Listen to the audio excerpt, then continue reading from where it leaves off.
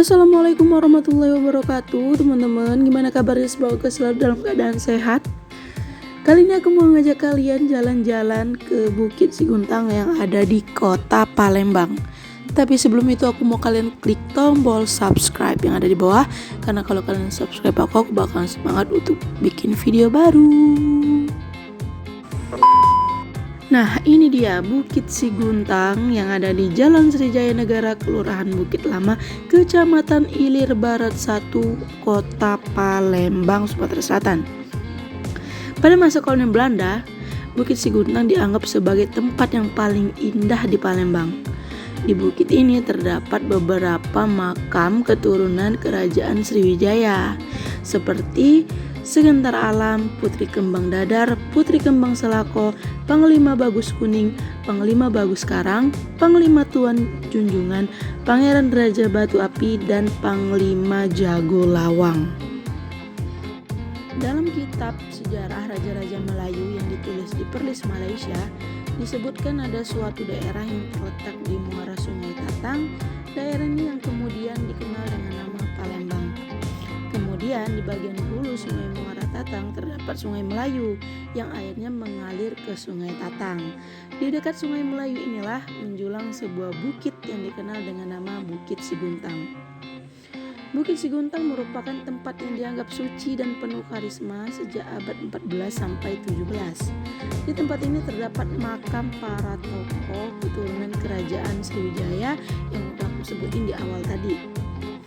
Nah, tidak heran jika kawasan Bukit Siguntang menjadi salah satu destinasi wisata sejarah, terutama mengenai sejarah Kerajaan Sriwijaya yang pernah menjadi pusat kegiatan agama Buddha di Nusantara.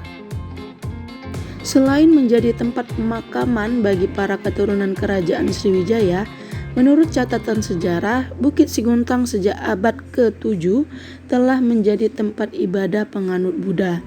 Hal tersebut dibuktikan dengan ditemukannya arca Buddha dengan tinggi mencapai 2,77 meter yang terbuat dari batu granit. Benda bersejarah lain yang ditemukan di sekitar Bukit Siguntang adalah pecahan-pecahan tembikar dan keramik peninggalan dinasti Tang.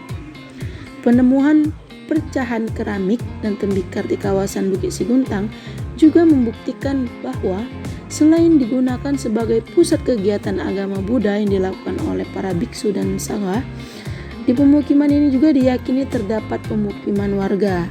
Untuk kepentingan pelestarian benda-benda penemuan tersebut kemudian disimpan di Museum Bala Putra Dewa dan sebagian lagi di Museum Sriwijaya yang ada di Kompleks Taman Purbakala Kerajaan Sriwijaya.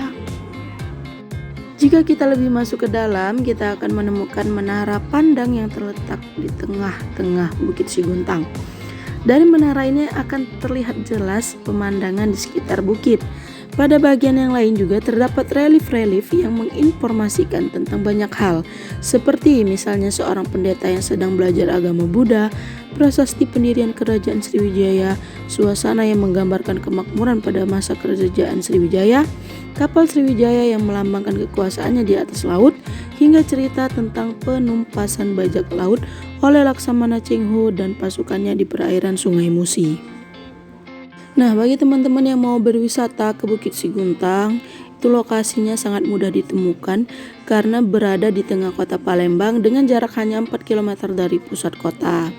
Kalian bisa ke sini menggunakan kendaraan pribadi, baik motor maupun mobil, atau bagi pengguna transportasi umum bisa memilih untuk menaik angkot, bus kota atau transmusi yang menuju ke Bukit Besar.